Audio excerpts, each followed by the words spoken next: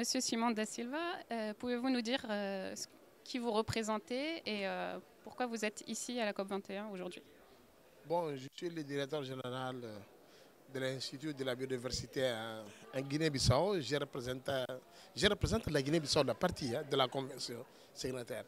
Bon, je suis là aussi pour participer dans cet événement en négociation sur l'accord de climat. Que je pense peut-être cette COP 21 de Paris, peut-être on va arriver à un accord minimal sur le climat. Mais en tout cas, moi, je participe directement dans les ateliers, dans le side event. Aussi, je participe dans le travail des aires protégées parce que je suis le responsable des aires protégées en Guinée-Bissau. D'accord. Excusez-moi, quelles sont exactement vos attentes par rapport au sujet des aires marines protégées dans le cadre de la COP21?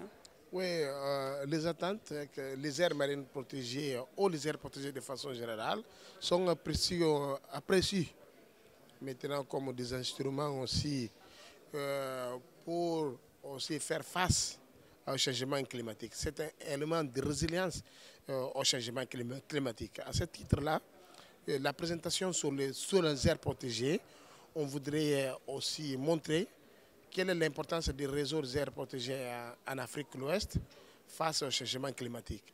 Pour que les aires protégées maintenant sont intégrées aussi dans les politiques de changement climatique au niveau global. C'est ça notre rôle ici, pour influencer de façon positive que les aires protégées aussi sont prises en compte dans les aspects de changement climatique au niveau global.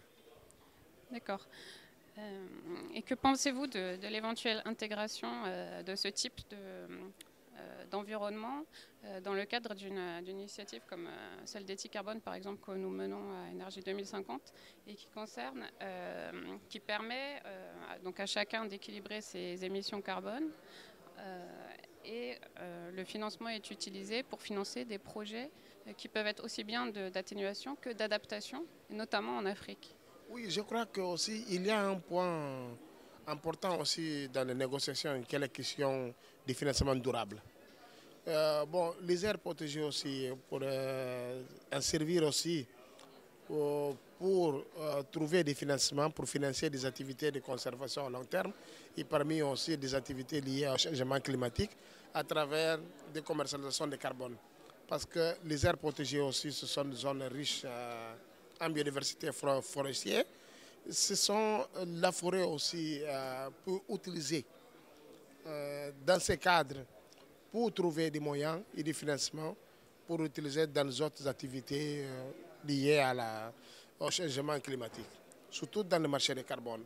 En Guinée-Bissau, de façon spécifique, on a un projet spécifique dans les aires protégées qui est ciblé sur la vente des marchés de carbone, où les bénéfices pourraient aussi être utilisés dans la gestion des aires protégées et dans la restauration des écosystèmes forestiers.